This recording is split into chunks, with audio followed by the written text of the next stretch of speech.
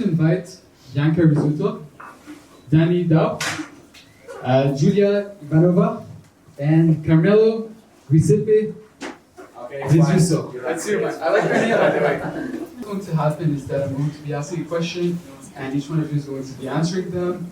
Don't feel shy to share personal details, to get people to understand, to really get the core out of your message. Don't be shy to share numbers. All those things. We want to know the numbers.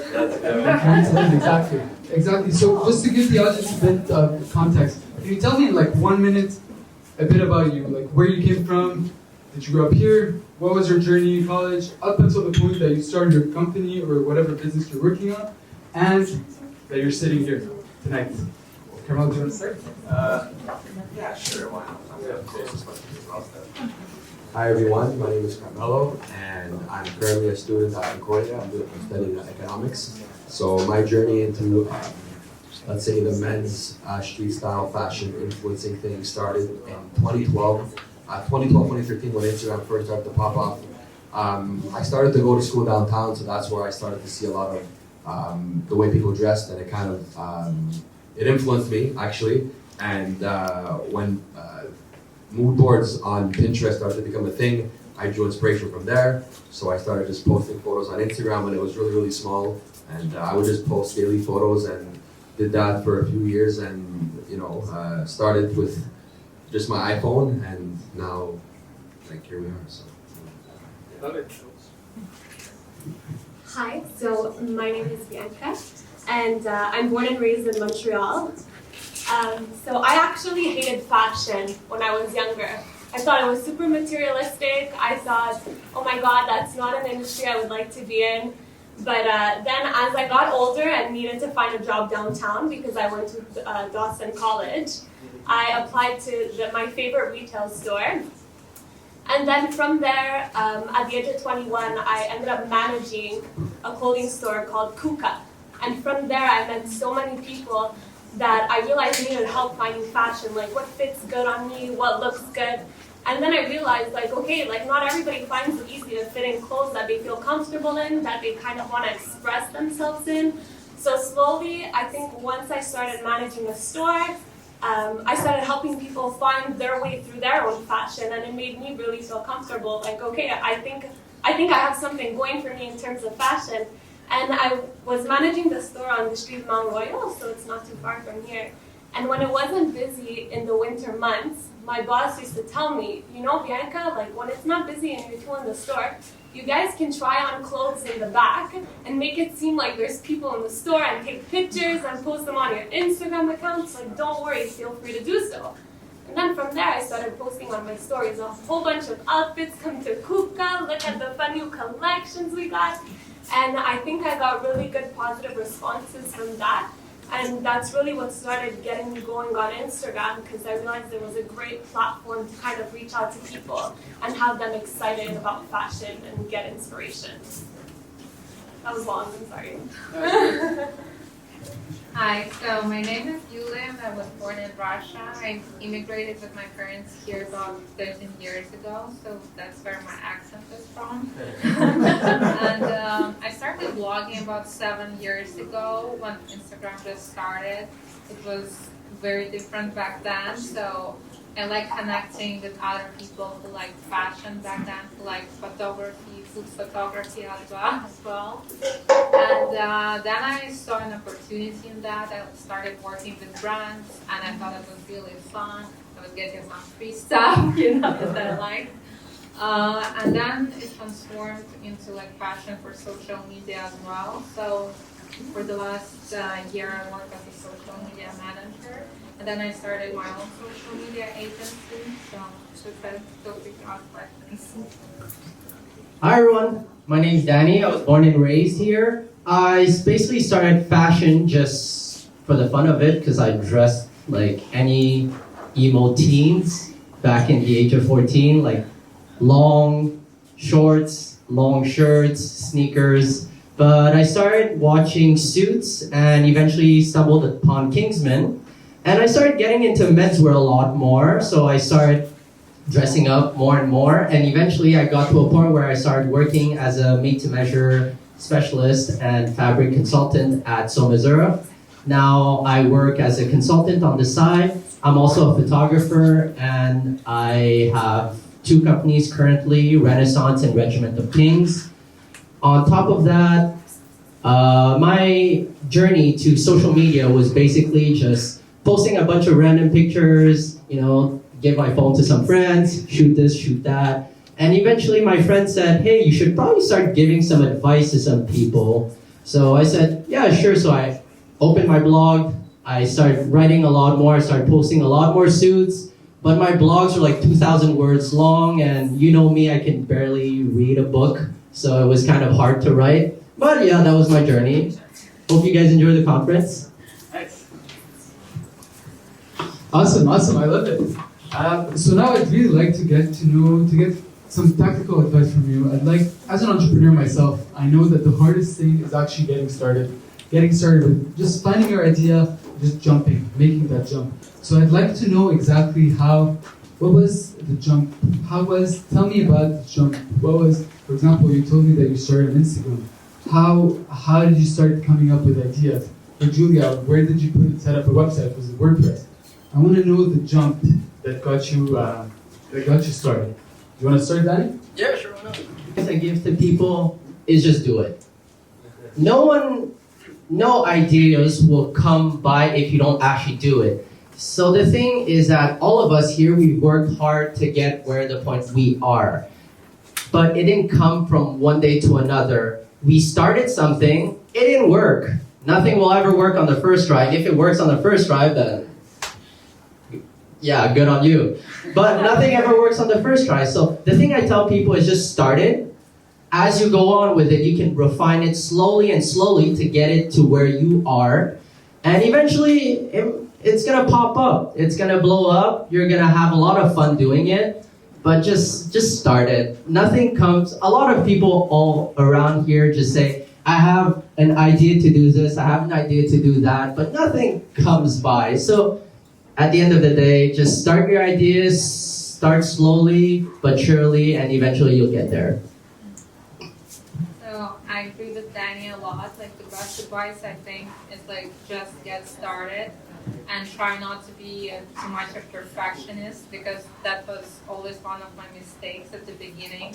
I always wanted to get that perfect picture of me. I was always arguing with my boyfriend at the time or my friends, this picture, I look fat here, I look disgusting, no one would like this picture, or it's not sharp enough, or exposure is not good.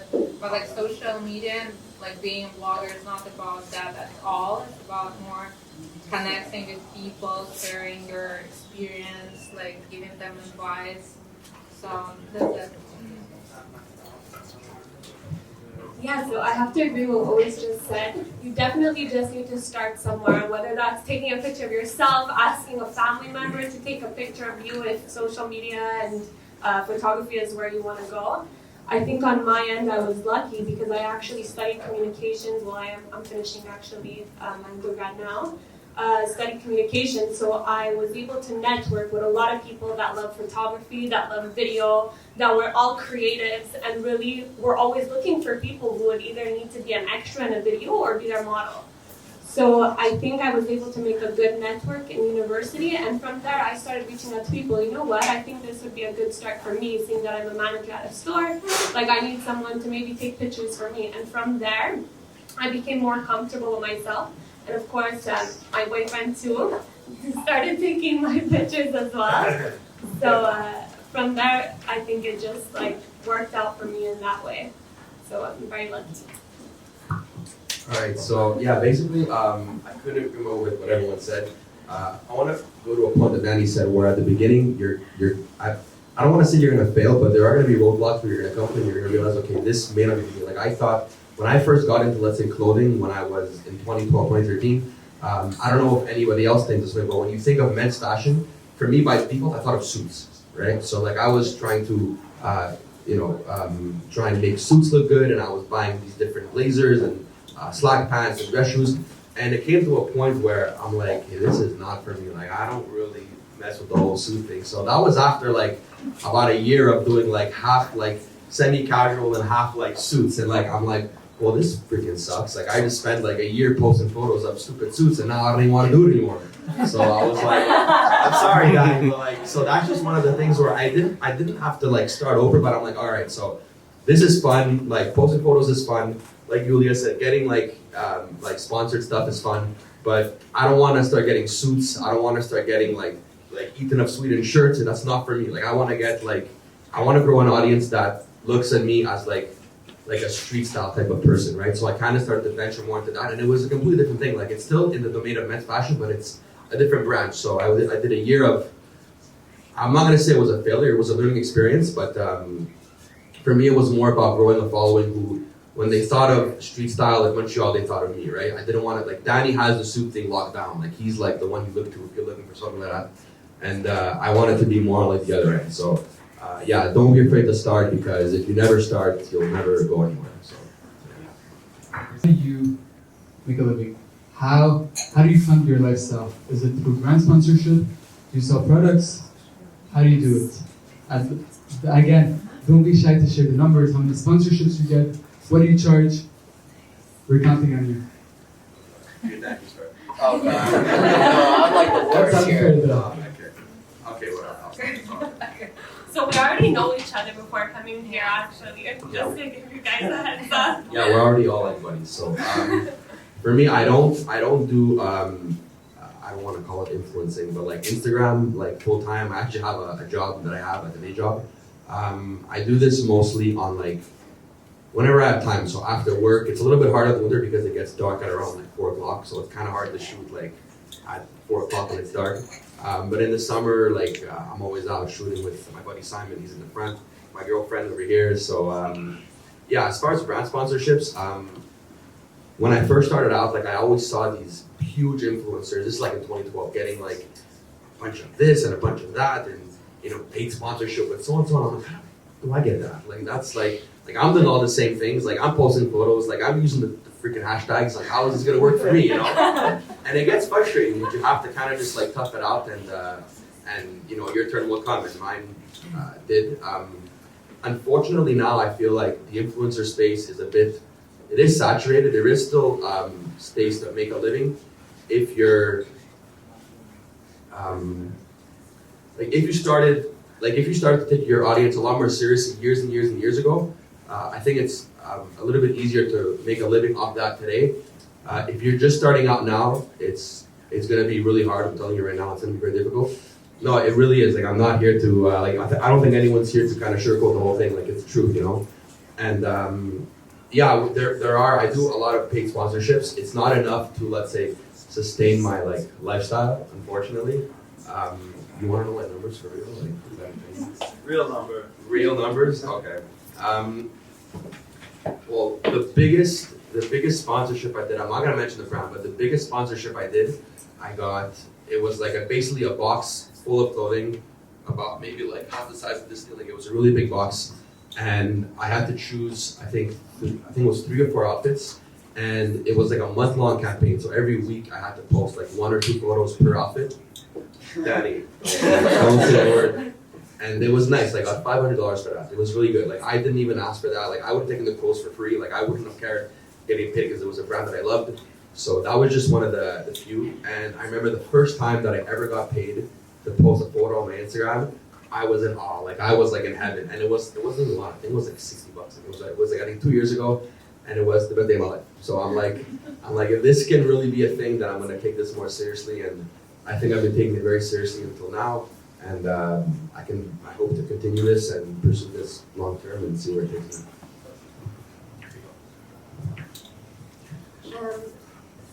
Could you repeat the question before we move on? I was so like getting involved in what he was saying. About the best day of your life. I'm just kidding. It's basically how do you make money? Okay, so I knew some woman would love in the audience there.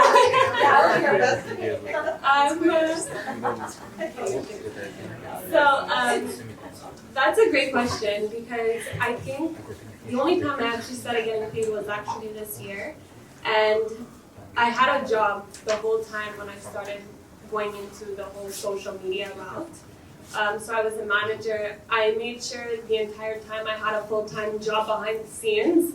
So half the time that I've been on social media, you knew what I was doing. I think the last few months I've been in a totally different domain that no one knows on my social media. So I actually just have a full-time job like everyone else. It's very regular. Like, I don't want to say boring, but in terms of getting paid on social media, the most that I've ever been paid is $250 for a post. It wasn't in fashion, actually. It was more lifestyle. And I think that comes really with time. And what brands look for the most is kind of like, not only what you represent in terms of like, are you lifestyle, are you fashion, but who you are as a person and the values that you have.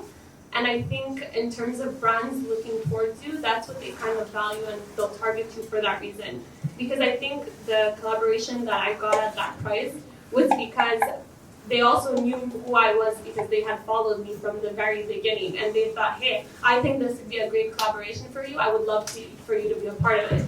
So I don't know how to give more detail than that. But it does take time, and you do have to grow your following, and you have to be very on it. So very on your page. So yeah. Thank you. So for the first 5 years of my blogging journey, I had a full-time job in accounting, finance, so not related to fashion. I would work for companies in like construction, and that I hated, you know. And I passed by through the office that I worked at, and I looked at it as jail, you know. Like I really hated it. So that's why also I guess I had that like creative side that I wanted to express outside of my 9-to-5 job. So in terms of monetizing, now that I'm like a social media manager, most of my income comes from that, and blogging is just a side income. For in terms of like money for a post, usually for my size of a blogger, which is about 10K right now, it's like $75 to $100 a post, or it could be an exchange of services or like clothing items or accessories for like $200, $300. Like it really varies from brand to brand, their budget, or like if I reach out to them or they reach out to me. Usually I have more control when brand reach out to me or it's an agency.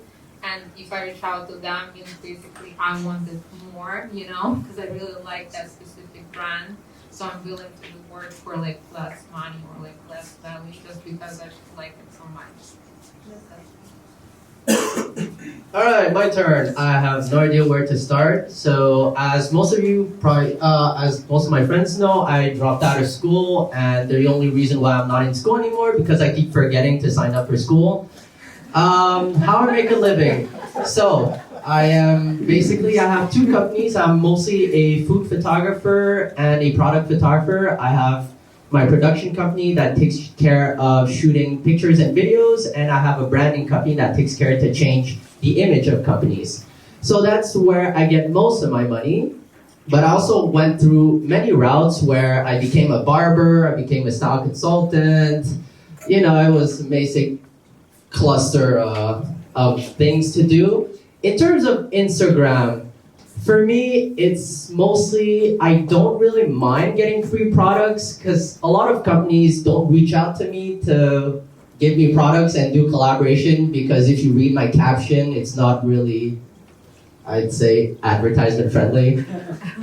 So a lot of times, companies send me hair products and face products because we're all in our 20s and we're kind of broke, so I can't afford skincare.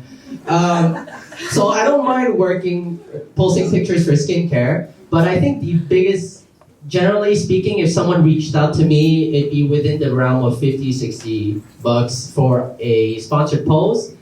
But the biggest I've ever gotten, and it's actually a funny story, was a bag from Coach. I was playing pool with my friend one day, and I got an email, and I read it's like Coach X Dapper Card collaboration. And I thought the email was fake at first. I was like, ain't no way no one's gonna send me a Coach bag, until I saw they made a typo in my name, so I knew it was a human that actually typed an email. And fast forward 2 weeks later, after I accepted the offer, my mom called me, swearing to me in Vietnamese, saying what did I order from the internet. And I came back home, there was a nice Coach bag, and to be honest, that bag was around $500 and I got it for free for 3 pictures. So that's probably one of the best stories I've had from Instagram. You're all probably really embedded in the fashion niche. I'd like to know what's the growing trend. If I was someone who was jumping into fashion right now, what's something that you have your eyes on? Is it menswear? Is it accessories? It's probably embarrassing. I probably should know. Okay, you guys just start. Can that's like answer for girls. One of my obsessions right now is hair clips. I think it's very like cute and Instagrammable, and all of my blogger friends, we all share the same fashion kind of right now. Also for like fashion, I think like Crocs affects, ankle boots. What else? Yeah. I'm thinking of what I'm wearing. So definitely the barrettes. So like the pro barrettes, like the gold earrings, similar to the ones that you're wearing now. And what was I going to say? It's like blades as well, like blazers, everything. That's what you're wearing right now.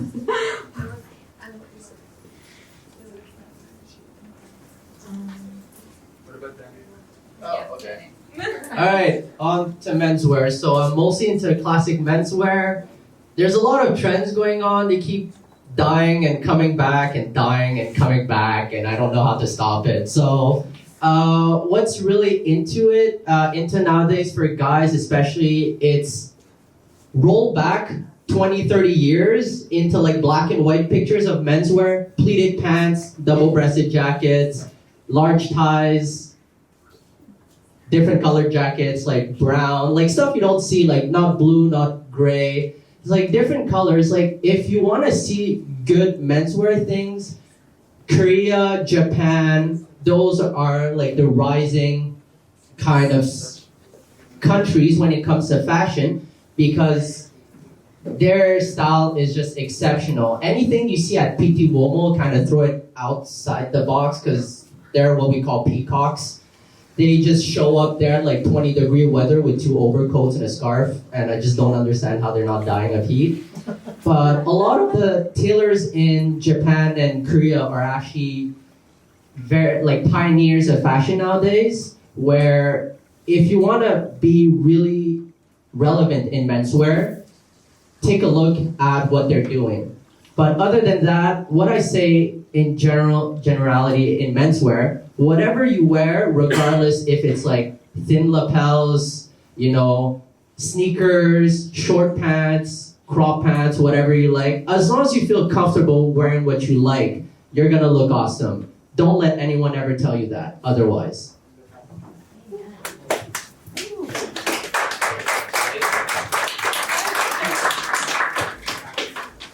I think it's working, right? I think the only 2 things that I can think of right now that are really, look, they're things I like. I don't know if they're really trending that much, but I know that neon colors for guys, like I know like a lot of people are wearing a lot of neon jackets, neon shoes. Like I have a pair of really bright yellow Air Force Ones on my house. My girlfriend got for me. I also have like a really big oversized pink neon sweater. And I just think that when I first started getting into fashion and clothing, like street style, like more or less, I was dressing more like dark, like just neutral colors, like white, black, gray, whatever. And over the last like year, I would say that I kind of transitioned to more like colorful clothing. And I'm not saying to go out dressing like a freaking rainbow, but like, if you have like, let's say, like one item that kind of stands out more from the rest, I think it adds like a bit of spice to the outfit, not to keep it like boring and bland, but to add a bit of color and it makes it look really cool. And I think the other thing, I think this has been really big for girls for a long time, but like pump shoes. I know, yeah, there you go, see. I know a couple of brands, like if you look at brands like Balenciaga or let's say Calvin Klein or Moschino, whoever you want to look at, a lot of them will have like the big chunky dad shoe, and then now they have the chunky dad shoe that's a platform. So it's like really going above and beyond. So I think you can look really sick if you have like a chunky dad shoe type of pump or like a neon shirt, you look really dope. So yeah. All right, so the one last question before we wrap things up and then go to the Q&A. A lot of brands were built on YouTube. A lot of brands were built on Facebook. A lot of brands have been built on Instagram. What's the next step? Where's the next? And like, it could be one sentence answer. What do you think is next? LinkedIn. No. LinkedIn, maybe, if that's what. I'm not really big on LinkedIn. I know I've heard about that actually. Like LinkedIn is like the next, maybe not for like what we do, but like I know LinkedIn is like probably one of the next platforms to like build your professional profile. Not to say Instagram is professional, but like, you guys know what I mean. I know that TikTok is kind of really booming now. One of our friends, Goody, actually, I'm gonna shout him out. Oh, I didn't even know. Okay, well, anyways, I'm gonna speak on behalf of our buddy Goody. He started, I think, TikTok like 4 months ago, and he has like I think 500K like followers right now. So as far as brand building, 600, okay, well, whatever it is, and that's in a very short period of time. That's like a lot of people are saying that like TikTok at the state it is now, it's where Instagram was in 2011, where it was very easy to grow, easy to gain traction. The algorithm is not very mature in that sense, so it's easy to have a larger reach with a small amount of followers. So I would say professionally LinkedIn, and for the same thing that we're doing on Instagram, I think TikTok is the next big thing. I'm not on TikTok. I mean, I am, but like I don't take it seriously, so probably should. Probably should. Yeah, so I have to agree with that. I definitely think it's going towards TikTok. I think in terms of growth, it's definitely good to have a YouTube page because like photos are becoming like they're static and people are leaning more towards video. Of course, TikTok, it's a platform where it's just videos. So similar to Instagram, you have like your own feed. And TikTok's like more funny videos with music and it's like you really get to see somebody's humor. So I think in terms of like people, like I think we all kind of relate in some way in terms of how we find things funny. Like it's a lot easier to relate to somebody that like you made a joke and like I find it funny and it's like you kind of have that similarity between each other and it's like okay, that like attraction towards that person. So it's like if you come across a TikTok page and you share the same humor as somebody, it's very easy to want to kind of follow them and see what they're up to, right? Because you kind of connect to that person in some way, which I think that was the goal of Instagram, right? It's either like you follow that person because like you share similarities or you have inspiration from that person. So I think in terms of like TikTok, it's leaning towards like more humor, like having fun, video taking, because I know privately we all take videos of ourselves either doing something really funny or like doing something funny to like whoever we're living with. Like I've seen plenty from my little cousins and I'm telling you, they're all over YouTube and TikTok right now. So I think that's definitely where we're headed.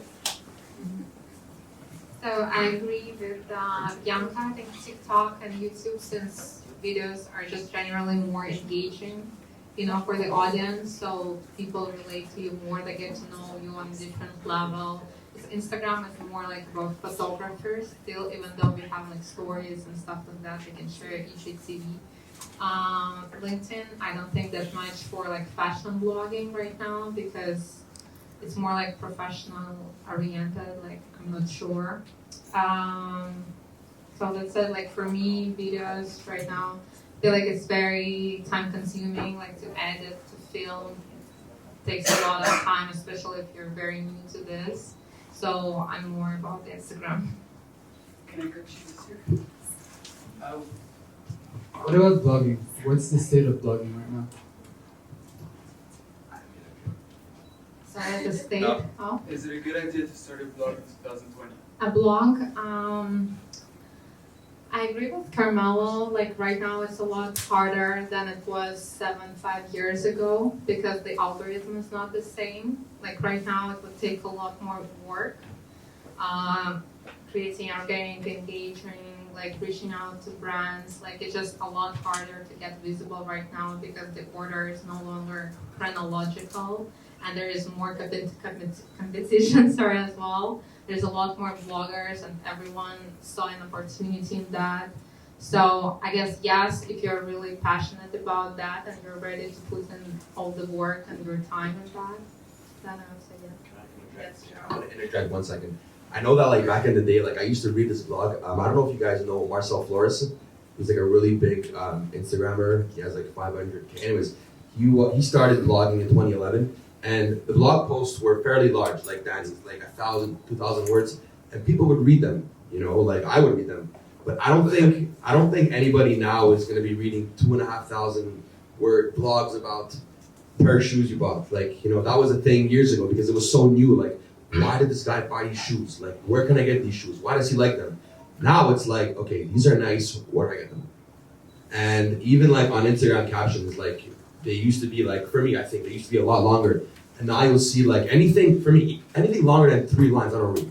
I don't know about you guys, but like I just think that as far as blogging in the writing sense, like to write an article about photos, I don't think it's really going to be a thing in the future. And yeah, that's my thing. I just want to add to Carmelo. Yeah, sorry. Because yes, I think blogging, like having an actual website as a blog, doesn't make a lot of sense right now. Like creating a website on WordPress or Wix, because people don't want to leave the platform a lot right now. They want to see everything on the platform, like within Instagram, for example. Like they want to see what you're doing in the day, and they want to read and like see what you wear in the day, what you eat, where you go, what you hang out with, like all in one place. So I would say if you're thinking about creating a blog, it's better to just like create a longer captions and like say what you want to say within the Instagram post or like Instagram story. All right, so you guys got lucky because this is actually my job to brand companies. So let's shotgun through every single platform real quick. TikTok, 100% conversion rate. So not conversion rate is, I mean, like there's like an 100% engagement rate because you don't choose which videos you look at, you stumble across them. So every single person that goes across your video will look at your video regardless. And on top of that, the UX and UI design of TikTok is designed so that if you like the video, you can follow the person immediately or like the thing. Also, TikTok demographic within 16-year-old easily. So if your content is, I'm a dentist, I'm boring, I fix teeth, try to make it fun so that a 12-year-old would want to bring their parents to your thing. So that's TikTok. LinkedIn, more professional. That's where you connect to a lot of like professionals. The use of LinkedIn is more used to, for example, if you want certain professional contacts. If you're a blogger and you're just like, hey, this guy I know owns a brand of clothing somewhere, I might reach out to him eventually. That's useful to have a large network. Instagram's kind of like iffy nowadays because everyone and their uncle can join Instagram and just post whatever. The thing about Instagram is that's where you post your best stuff.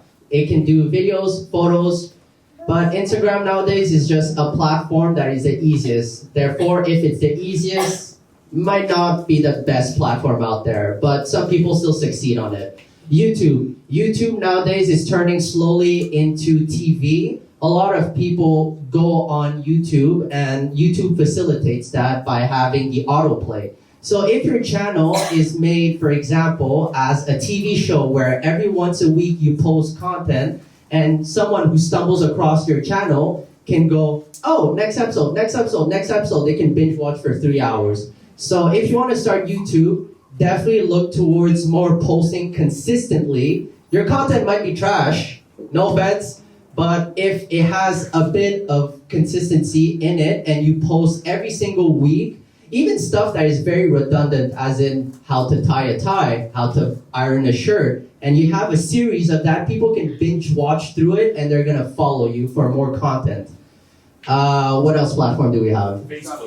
Facebook. Remember, Facebook loves Facebook. Everyone on Facebook wants to say on Facebook. How many of you have ever seen a link on Facebook, click, and then decided to click on it? Nobody wants to click a link outside of Facebook. They want to click on a video, they want to click on a picture. So whatever content you do has to stay within Facebook and cannot be recycled from any other social media platforms you have. But if you have a YouTube channel, feel free to just put the video directly on your page. Also, Facebook, the best thing is that it's easily shareable with people. They can post on their page, they can send to people, they can send through Messenger, they can tag people, that's very strong. So any content that is engaging, that forces people to actually want to look at your content will be better for Facebook. Now blogging. Blogging is kind of a dying world, but it's still very useful for a lot of people who are looking for i.e. travel destination or other things. So if, for example, you're a higher income person and you don't want to go through Instagram, you don't want to go through YouTube to look at the best travel destination, you're going to type on YouTube, on Google, top 10 best travel destination if I have $1 million. And that's where blogging comes in useful, because if you write these top 4, top 5 best pieces, fashion advices, and you're good at your SEO and good at branding, you can eventually make those pages pop up and convert these people from your Instagram, from your blog to your Instagram to your YouTube. But at the end of the day, what I tell people, it's not a culmination of one. It's what I call divide and conquer. It's try to take every platform by storm, small at a time. If you see a platform is growing, put a bit more effort into it. So as you put more effort into it, you'll see that one platform is growing more. Some people grow on blogs, some people grow on LinkedIn. I have a friend who has like 500 likes on his picture every time he posts. So it's more, have a culmination of all platform, and eventually as you go on, you'll find a platform that's good for you, but you'll have a bunch of other platforms to also help you out. Oh, I forgot Twitter. Twitter is a conversational app. No one wants to see pictures or long text on Twitter. Twitter is the best app for you to talk to your audience. So if you have a lot of people on Instagram who wants to DM you or anything, bring them back to Twitter so they can send small questions, small things, and then eventually you can answer those small things really quickly and people can chime into the conversation. That's where Twitter shines. But every platform has their pros and cons. You just have to find out your demographic, your brand, what you want to promote, and then split them all across all platforms equally until you find something that pops up. I'd like to move the conversation to a Q&A. If anyone has a question, feel free to raise your hand. And also feel free to ask your question to anyone specifically or to the whole audience. And for you guys, please try to keep the answer shorter than 2 minutes. Ok, moi j'ai une question. Est-ce que vous pouvez, on est juste comme, on a moins d'influence, mais donnez-nous vos Instagram, là, on va vous faire plein de follow-up, là, ça peut être cool là, pour vous autres. Yeah. You want to do it? We're just gonna write them on the Instagram page of Influencers Unite. We're gonna tag everyone. All right. So you can also follow Influencers Unite too. So, question. I have a question for the consistency that you were talking about. How many times? I don't know. How many times a day or how many times a week do you think you should post? That now that you have already like an influence, and how many times should someone that doesn't have such a big influence should post to kind of like have the same, to grow to your level? That's kind of. There's two schools of thoughts when it comes to that. A lot of people will say post once a day, but in that once a day, a lot of people end up posting whatever. So content that is not good and just to fill up that posting schedule. Another school of thought is from my good friend Tiffany Lai, if you guys don't know. She chooses to post every single post with a purpose. So then every single audience, every single member of her audience can understand and kind of connect themselves with that post. So there's two strategies here. If you can go by volume or by quantity. They both work. I can't tell you which one works better. I've seen people that post 4 times a day. They rack up a crazy audience, but at the end of the day, you're just posting whatever. You're not really building your brand image. You're just throwing extra like fluff to like help your page grow. But if you post quality, that forces you to think a lot more. If you guys should have like a post scheduler, something to help you schedule your post once in a while, that helps you kind of like think of what's next to post and have a schedule.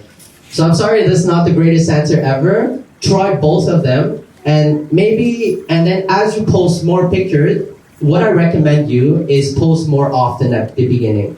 and have your analytics turned on. Once you have your analytics turned on, just the sheer volume of you posting, you'll gain massive data on what you want to post, and then from there you can switch the quality, post on these adequate times with the best image you have. Exactly. Question? I have one question. Yeah. Do you guys see the decrease of the organic reach on Instagram? Like organic reach on Instagram is getting louder, like decreasing. Do you guys see It's decreasing. Yeah. Yeah, it's decreasing. No, yeah, I don't know. I mean, I don't work at Instagram. I don't know anybody who works there. I don't know why it's decreasing. I remember back in the day, like you would see your photos that of people you follow in chronological order. So it was really easy to see. Like it would be like 1 minute, 3 minutes, 5 minutes, 8 minutes, and you would go down the line and like see who you follow, see their posts, you know, like, comment, do your thing, and then you were done. But now, if you go on the platform, you see photos from an hour ago, then the next photo was 30 seconds ago, the next photo was 9 hours ago. So the reason they do that is because they're showing you content that they think you're gonna like the most, based on the things you already follow and based on the things you already like and comment on. I think it's a bit dumb. I don't really think it does like limit the reach, like you said. I think that's one of the, I wouldn't call it a mistake. There's for sure like a beneficial reason why Instagram did that. They're not like, you know, let's screw over our users. Like, you know, like there's for sure a reason why they do that. I don't see any logical reason why they would do that. Like, why would I not want to see my friend's picture? If your friend doesn't post that often and they happen to post that one time a week, like I still want to see their picture. Like just because they don't post often, it means I don't comment often, I don't like often, but then I'm not going to see their photo at all, which I think is kind of dumb. Yeah, so, and I follow with them too. Like I've seen people like, oh, like I haven't seen your photos in 3 months. What are you talking about? Like I post every day. Like how do you not see my photos in 3 months? You know? Yeah, I don't know why that's a thing, but I guess it is. I don't know. So you guys have to understand that Instagram is owned by Facebook. Facebook is a corporation. They want to make money. So they're going to prioritize anything with sponsored ads. So that's why nowadays, for what you guys have to understand is that Instagram, Facebook is not your friend. They're going to prioritize whoever will pay them more money. If just do a simple test, go like 6 pictures of a car, then open your Explore page. You'll see that all the top posts that appears on your Explore page are all people that are 100K, 1 million, 2 million, 5 million followers, because they're the people who brings the money to Instagram. So by that mean, a lot of people have to kind of, they have to bring in bots and help them grow, and that kind of decrease the organic reach. So what I'm saying is that try to build your brand not by exterior organic, but more local organic. Because once you grow your brand locally, these people can share your brand externally. But if you share your brand to someone in like Kazakhstan, no one in Kazakhstan is gonna care about you. Let's be honest. So that's the thing. Yes, organic reach is decreasing slowly, but you have to counter it and play it smart. You have to go around the system. Don't count on Instagram to be your friend and make your post pop up in front. You have to make sure that you will pop up, because those people that are like 1 million followers, they can hire people to make their post pop up. But you have to play the game with them. So Facebook is not my friend. What's your engagement rate? Based on the followers that they have. Oh, mine is trash. Yeah, because I know that it went down to 10%, right? I know that was a real rule of thumb a couple of years ago. Like 10% was like the standard you would want to have for your page. Recently, it dropped down to, let's say, 3. So like 3 is the standard. Between like 2.5 and I think 4 is like really good. I'm sitting at around 2.5, 3, which is okay. And unfortunately for me, I haven't. This is full disclosure. I haven't posted a photo in about 3 weeks, and the reason for that is I'm trying to see where I want my like brand images to like go towards. I've been recently like really dark feed, very moody, but I'm looking to change that. So as a result, my engagement rate is going to take a bit of a toll when I start posting, because like I said before, I haven't posted in a while, so not everyone's going to see my post when I first get started up. But it does fluctuate. Like some people will have, 8% on a photo, the next person will have 4%, 2%. So it really depends on how consistent you are and how much your audience likes your photos. I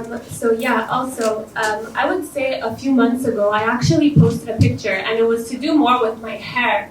And I used specific hashtags, and I don't know what it was about this picture, but it ended up getting 50,000 impressions. I got 4,100 something likes. I haven't looked back to see where that's at now. So what I did was I posted a similar picture using the same hashtag, same strategy in my mind I thought I did. And the rate, I think I ended up getting 500 likes on that picture. I have been posting less for sure because I'm finishing up school, I'm getting a job, so there's a lot going on, so I've been posting less for sure. So I'm not sure how that ties into consistency, but you definitely see organically, in terms of engagement rate, it's really went down. And that post was completely organic. I don't even know how it went that it got that exposure. I remember even telling Carmelo oh my god, what is going on? He's like, you're going viral. I'm like, I don't think so, but It's a very nice picture. well, but same No, I actually did it. This was a selfie. Was it? It was. Oh, yeah. I was in the library. I was yeah. Sorry. I just want to jump the ball because I'm not in the fashion world at all. I work for a major in the music industry. So I'm just wondering, in the same topic of losing influence and organic reach, would you try to use hashtags or jump out of the fashion world to gain another kind of organic reach? For example, you talk about hair, that's fashion, but would you talk about, for example, the AMAs or the Grammys or Lizzo's little purse that's in the music world? Would you do that to reach another kind of organic followers? I definitely think that's a strategy for sure, because even when I worked as a social media account manager, that was one of the strategies that we used to grow organically, because technically if you're promoting fashion and then you're hitting what's trendy in that moment, in terms of events, if there's the Golden Globes on, you want to post about it because that's what's trending on Instagram right now, right? So everybody's on Instagram looking at what's happening. So tying into your question, if there's a little handbag from Louis Vuitton that's popular, that's new, that would be a great strategy to use if you're in fashion. Same goes for music. If there's a new song, the new Selena song that just went on, I'm telling you, on Instagram, I saw all kinds of posts about that Selena song, but that's what was trending on Instagram. So on the Explore page, I would see more of that. But I would definitely say that's the strategy for sure. Perfect. So that was the last question. Let's take one more question because that's my girlfriend. So.